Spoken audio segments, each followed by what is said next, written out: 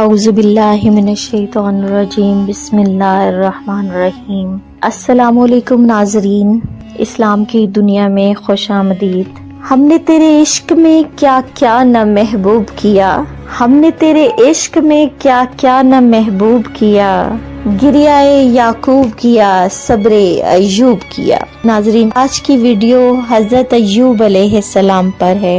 آج میں آپ کو صبر ایوب کے بارے میں بتاؤں گی، اور سورہ نساء کے اندر اور سورہ انعام کے اندر ان کے بارے میں بہت ہی واضح اور تفصیل سے بتایا گیا ہے، اور سورہ صاد کے اندر بھی اس کے بارے میں حضرت ایوب علیہ السلام کے حالات و واقعات کو بیان کیا گیا ہے۔ قرآن میں متعدد جگہ آپ کا ذکر ہے، اور سورہ نساء آیت 163 اور سورہ انعام آیت 85 میں دوسرے انبیاء کرام کے ناموں کے ساتھ صرف آپ کا نام ہے۔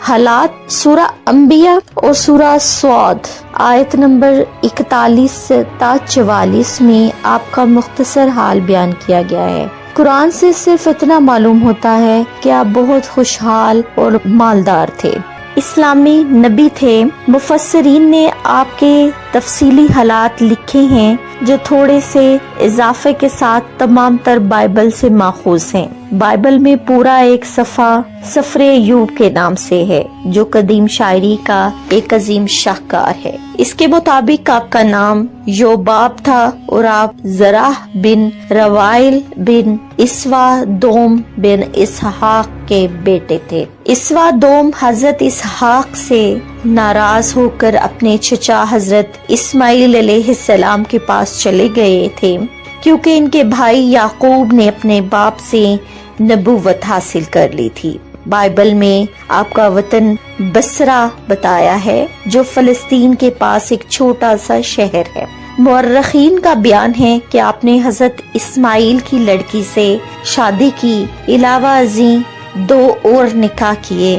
ان سے جو اولاد ہوئی اسے لے کر کوہ شور یعنی کوہ سرات کے دامن میں چلے گئے۔ ناظرین، یہ مقام شمال مغربی عرب میں واقع ہے۔ کچھ مدت بعد آپ کے قبیلے نے ایک طاقتور قوم کی شکل اختیار کر لی، جس پر 8 بادشاہوں نے حکومت کی۔ حضرت ایوب دوسرے بادشاہ تھے۔ بائبل میں ان 8 بادشاہوں کے نام درج ہیں۔ بعض مورخین نے آپ کا زمانہ 1000 سال اور بعض نے 1520 بتایا ہے۔ بائبل کے مطابق آپ نے 140 سال کی عمر پائی ہے۔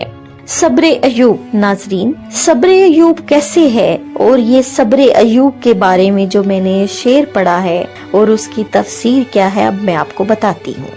حضرت ایوب علیہ السلام اللہ تعالیٰ کی بہت برگزیدہ نبی ہوئے ہیں، اس لیے قرآن کی آیت جس کا میں ترجمہ کرنے جا رہی ہوں، حضرت ایوب کے لیے ابتلاء و آزمائش کے اس امتحان میں کامیابی کی سند کے طور پر ارشاد فرمایا گیا ہے، بے شک ہم نے ان کو صابر پایا، اور ایسا صابر کہ اس کی دوسری کوئی نظیر و مثال نہیں مل سکتی، یہاں تک کہ صبر ایوب ضرب المثل بن گیا۔ بعض روایتوں اور کتابوں میں یوں آیا ہے کہ شیطان نے کہا، ایوب علیہ السلام اس لیے عبادت کرتے اور شکر گزاری کرتے ہیں کیونکہ اللہ سبحانہ و تعالیٰ نے ان کو مال و دولت سے نواز رکھا ہے۔ اگر ان کی آزمائش کی جائے تو وہ ناشکری کریں گے۔ اللہ تعالیٰ نے حضرت ایوب علیہ السلام کی آزمائش مختلف افعال سے کی۔ سب سے پہلے ان کے جانور مر گئے، پھر بچے انتقال کر گئے، پھر بیماری نے آ لیا، صرف زبان ہی محفوظ تھی۔ اس حال میں بھی ان کو یہ فکر تھی، زبان کو کچھ ہو گیا تو اللہ تعالیٰ کا شکر کیسے ادا کریں گے۔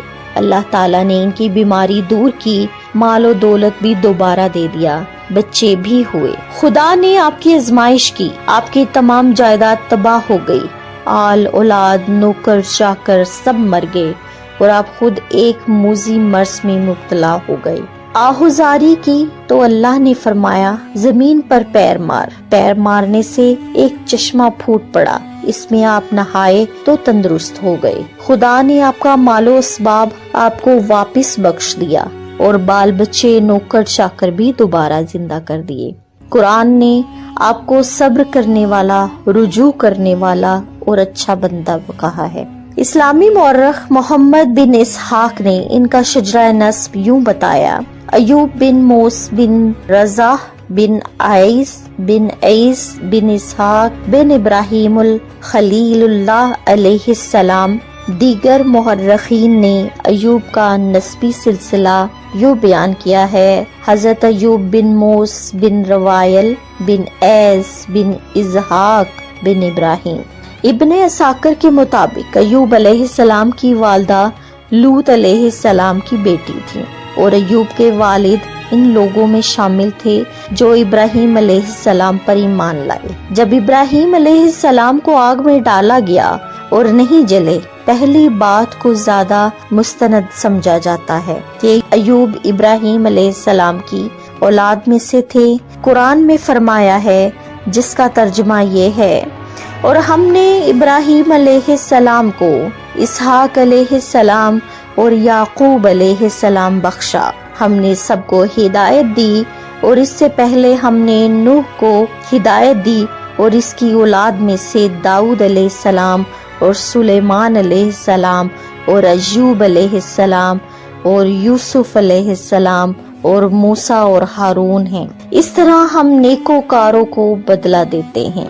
یہ تمام ضمیر ابراہیم علیہ السلام کی طرف لوٹتی ہیں، نہ کہ نوح کی طرف، اور سب سے مستند یہی سمجھا جاتا ہے کہ ایوب کی اہلیہ کا نام لیا بن یعقوب تھا۔ بعض روایات کے مطابق رحمت بن افرایم تھا، اور بعض کے مطابق لیا بنت منسا بن یوسف بن یعقوب تھا، اور لیا بن منسا ہی سب سے مستند سمجھا جاتا ہے۔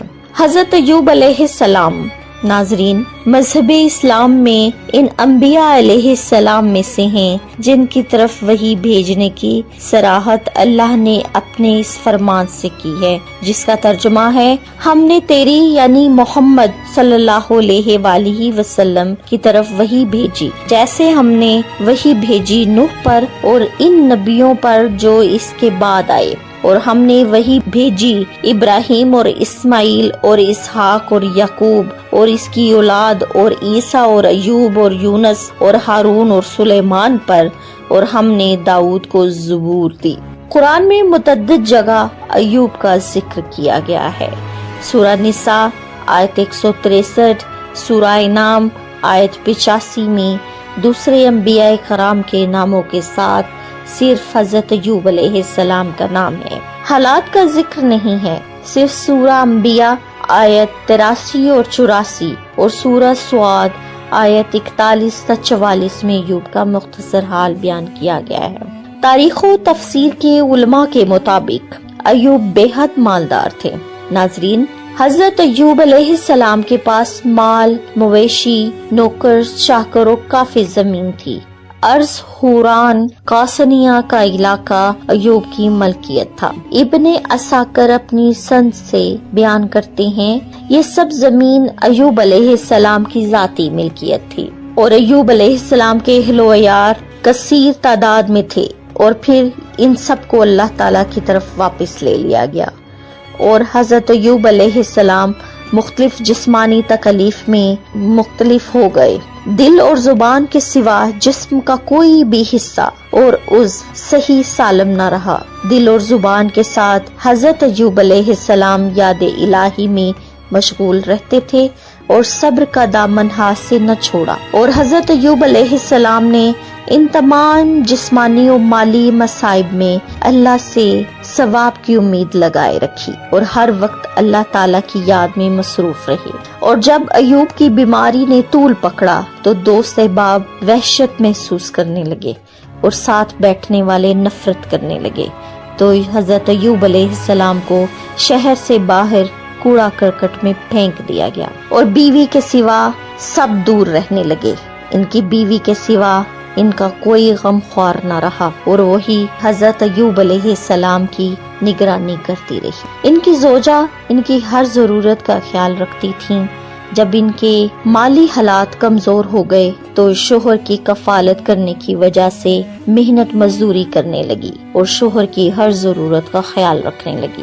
حضرت مجاہد فرماتے ہیں، چیچک کی بیماری کی زد میں آنے والے سب سے پہلے अय्यूब अलैहिस्सलाम हैं।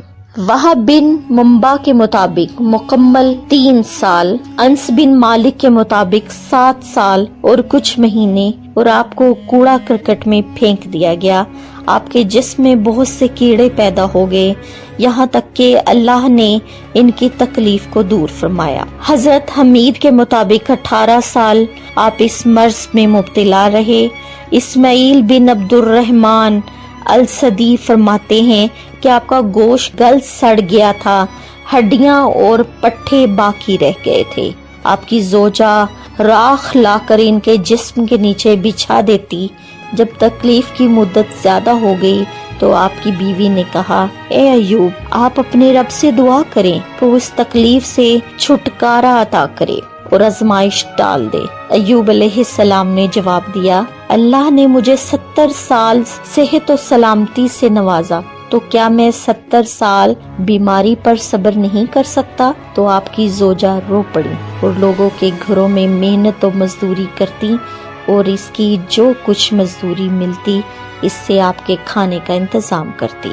अल्लाह सुब्हाना व तआला ने अय्यूब पर एक वही नाजिल फरमाई थी, जिसके बाद वो शफायाब हो गए थे। तर्जुमा यूं है कि अपना पाँव जमीन पर मार, ये ठंडा चश्मा नहाने और पीने को है।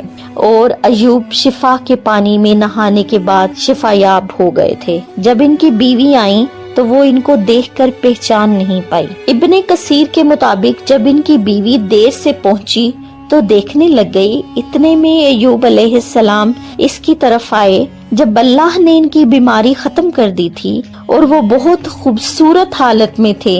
बीवी आपको देखकर पहचान नहीं सकी और कहने लगी, क्या तूने अल्लाह के नबी को देखा है जो इस जगह बीमारी की हालत में मौजूद थे? अल्लाह की कसम, मैंने कोई नहीं देखा जो आपकी मुशाबा हो जब वो सही और तंदुरुस्त थे। उन्होंने जवाब दिया, मैं वही हूँ। इब्ने जरीर तिबरी के मुताबिक अय्यूब अलैहिस्सलाम के 2 खलियान थे, एक गंदुम का और एक जौ। अल्लाह ने 2 बादल भेजे। एक बादल गंदुम के खलियान पर आया और इसने सोना बरसाया, यहाँ तक कि वो लुबाब भर गया। फिर दूसरे ने जौ के खलियान पर चांदी बरसाई, यहाँ तक कि वो लुबाब भर गया। इब्ने अबू हातिम ने अपनी सनद के साथ बयान किया है, अल्लाह सुब्हाना व तआला ने आपको जन्नत का लिबास पहनाया। अय्यूब अलैहिस्सलाम एक तरफ होकर बैठ गए और आपकी बीवी आई और आपको पहचान न सकी और कहने लगी, वो कहाँ गया? शायद इसे कुत्ते ले गए या भेड़िए खा गए। वो कुछ देर बात करती रही तो आपने फरमाया, मैं ही अय्यूब हूँ। तो कहने लगी, ऐ अल्लाह के बंदे, मेरे साथ क्यों मजाक कर रहा है? आपने फरमाया, तुझ पर अफसोस है, मैं ही अय्यूब हूँ। अल्लाह ने मुझे शिफा अता फरमाई और मेरा जिस्म दुरुस्त कर दिया। अबू हुरैरा फरमाते हैं कि हजरत मोहम्मद सल्लल्लाहु अलैहि वसल्लम ने फरमाया, जब अल्लाह पाक ने हजरत अय्यूब अलैहिस्सलाम को तंदुरुस्ती दी तो इन पर सोने की टिड्डियों की बारिश बरसाई। आप अपने हाथ से इनको लेकर कपड़ों पर डालने लगे। आपको कहा गया कि क्या तू सैर नहीं हुआ? आपने बारगाह इलाही में अर्ज की, या अल्लाह, तेरी रहमत से कौन सैर हो सकता है? हजरत अय्यूब अलैहिस्सलाम सेहत याबी के बाद 70 बरस तक जिंदा रहे और दीन हनीफ के लिए मेहनत करते रहे। मुस्लिम अकायद के मुताबिक हजरत अय्यूब अलैहिस्सलाम के बाद इनकी कौम ने इब्राहिमी मजहब को तब्दील कर दिया था। इब्ने जरीर तबरी और दीगर मौरखीन के मुताबिक वफात के वक़्त अय्यूब की उम्र तकरीबन 93 बरस थी और बाज़ ख्याल में इससे भी ज्यादा। नाजरीन, ये था सब्र अय्यूब और अल्लाह तबारक व तआला हमें सब्र अय्यूब करने की तौफीक अता फरमाए। आमीन सुम्मा आमीन। अल्लाह वारिस।